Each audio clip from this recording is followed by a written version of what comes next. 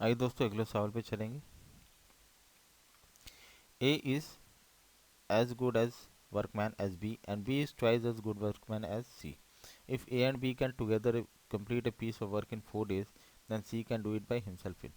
ठीक है, क्वेश्चन कह रहा है ए क्या है, बी से ट्वाइस एफिशिएंट है, और बी क्या है, सी से ट्वाइस एफिशिएंट है।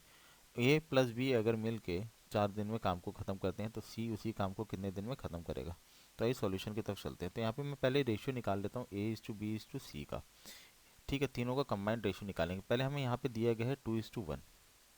ठीक है, ए क्या है, बी से ट्वाइस एफिशिएंट है।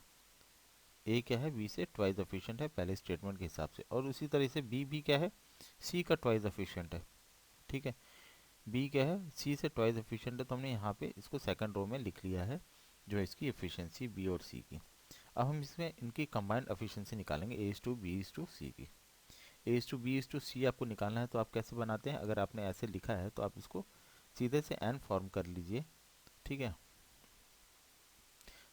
इस फॉर्मेशन में आप जब मल्टीप्लाई करेंगे तो आपका A is to B is to C आ जाएगा। तो हम क्या करेंगे, 2:2 करेंगे तो 4 आएगा, 1:2 करेंगे तो 2 आएगा, और फिर 1:1 करेंगे तो हमारे पास क्या आएगा, 1 आएगा। ठीक है, तो यहाँ पे हमारे पास कंबाइंड रेशियो आ गया A is to B is to C का। अब यहाँ पे आगे बोल रहे हैं ए प्लस बी 4 दिन में काम खत्म करते हैं, तो आपको ये पता होना चाहिए, छोटा सा फॉर्मूला है कि man power into days is equal to work unit होती है। कितने आदमी कितने दिन काम करते हैं टोटल, तो आपका टोटल वर्क यूनिट निकल के आता है। तो यहाँ पे मैन पावर कौन काम कर रहा है, ए प्लस बी कर रहे हैं। ठीक है, और कितने दिन काम कर रहे हैं is equal to total work units आ जाएगा। तो ए प्लस बी कौन है, कितनी एफिशिएंसी है इनकी, 4+2। ठीक है, ए की 4 है, बी की 2 है, तो 4+2 × 4 कितना हो गया, 24 यूनिट्स हमारे पास टोटल काम आ गया। तो 24 यूनिट ए प्लस बी मिल के 4 दिन में करते हैं। अब हमें यहाँ पे सी की एफिशिएंसी निकालनी है। तो सी की एफिशिएंसी निकालनी है तो आपको सीधा से दोबारा इसी वाले फार्मूले में जो डेटा हमारे पास आ गया उसी में आप इसकी सी की वैल्यू डाल दो। मैन पावर क्या है, सी, ठीक है, into days is equal to work units. ठीक है, तो सी की एफिशिएंसी हमारे पास 1 है, डेज इंटू डेज पता करने हैं हमें कि कितने दिन में काम कर रहा है, और टोटल वर्क यूनिट्स कितने निकल के आई थी, 24 यूनिट्स। तो हमारे पास कितने दिन में काम कर पाएगा सी, 24 डेज।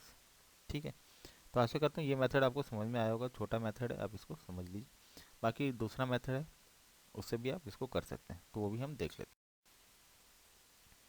तो यहाँ पे देखिए A is to two B, यहाँ पे क्वेश्चन में दिया गया है A is equal to two B, means A क्या है, बी का ट्वाइस एफिशिएंट है, और बी क्या है, सी का ट्वाइस एफिशिएंट है, तो हमने इसको इक्वेशन के फॉर्म में लिख लिया। According to question A plus B complete a work in 4 days। ठीक है, क्वेश्चन कह रहा है कि ए प्लस बी मिलकर एक काम को 4 दिन में ख़त्म करते हैं। तो यहाँ पे आप वर्क यूनिट्स कुछ भी एज्यूम कर सकते हो। ठीक है, वहाँ पे हमने 24 दिन निकाला था, यहाँ पे हम कुछ भी एज्यूम कर सकते हैं। तो A plus B into number of days is equal to work units. ठीक है, वही वाला formula, man power into days is equal to work units. ठीक, तो यहाँ पे हम ए की वैल्यू यहाँ से जो हमारी इक्वेशन 1 है यहाँ से हम लेके इसमें पुट कर लेंगे, तो हमारे पास क्या आ जाएगा, ए की वैल्यू क्या है, 2b है। ठीक है, फर्स्ट इक्वेशन के हिसाब से बी को अब वैसे ही रहने देंगे। ठीक है, plus B into 4 is equal to work units. ठीक, तो यहाँ पे हमारे पास 3b × 4 आ जाएगा is equal to work units, तो यहाँ पे हमारा 12b is equal to work units आ जाएगा। ठीक है, अब इस स्थिति में हमको क्या करना है, एक वर्क यूनिट को एज्यूम करना है। आप चाहे तो कुछ भी एज्यूम कर सकते हैं। ठीक है, आप कोई भी होल नंबर एज्यूम कर सकते हो, तो हम यहाँ पे एज्यूम कर रहे हैं 12। ठीक है, यहाँ पे हम 12 वर्क यूनिट्स एज्यूम करते हैं कि हमारे पास टोटल काम था 12। तो 12b इज इक्वल टू कितना हो जाएगा, 12 हो जाएगा। अब हम b की वैल्यू हमारी एफिशिएंसी आ जाएगी। ठीक है, इससे हमारी क्या हो जाएगी, b की एफिशिएंसी आ जाएगी। तो 12 से 12 आप काटेंगे तो b इज इक्वल टू 1 आ जाएगा, 1 यूनिट्स पर डे की एफिशिएंसी। अगर आपकी b की 1 यूनिट्स पर डे की एफिशिएंसी आ गई है तो आप इसको इक्वेशन 1 में डाल के c की एफिशिएंसी निकाल सकते हो। तो c की एफिशिएंसी क्या है, b की हाफ है, तो हमारे पास c क्या आ जाएगा, 1/2। अगर b की वैल्यू आप यहाँ पे 1 पुट करेंगे इक्वेशन 1 में तो आप c is equal to half. तो यहाँ पे देखिए वर्क यूनिट मैंने यहाँ पे 12 माना था, आप चाहें तो 24 भी मान सकते हैं। अगर आप 24 मानते तो आपकी यहाँ पे वैल्यू कितनी आती, b2 आता, और c आपका क्या हो जाता, 1 आ जाता। तो आपको ऐसे थोड़ा सा दिमाग लगा के एज्यूम करना है। यहाँ पे मैंने 12 ही इसलिए माना क्योंकि यहाँ पे आप 24 ही मान सकते हो, यहाँ पे 12 इसलिए मान ले क्योंकि इससे कोई ज़्यादा फर्क पड़ेगा नहीं। ठीक है, कोई बड़ी कैलकुलेशन नहीं है, इसलिए मैंने यहाँ पे 12 ही माना, नहीं तो 24 मानते तो आपके लिए और ईजी हो जाता। तो यहाँ पे सी की एफिशिएंसी हमारे पास हाफ आ गई है। टोटल वर्क हमने माना था 12, ठीक है। आपको ध्यान रखना है कि आपने कितना वर्क यूनिट माना है, क्योंकि उसी से आपको सी से रिलेशन में डालना पड़ेगा, क्योंकि आपने कितना टोटल वर्क यूनिट माना है। तो हमने यहाँ पे टोटल वर्क यूनिट माना था 12, C into man power into days is equal to work unit, वही वाला फॉर्मूला, ठीक है। तो सी की efficiency half into days is equal to 12, तो हमारे पास क्या आ जाएगा, days is equal to 12 into 2, 24 days.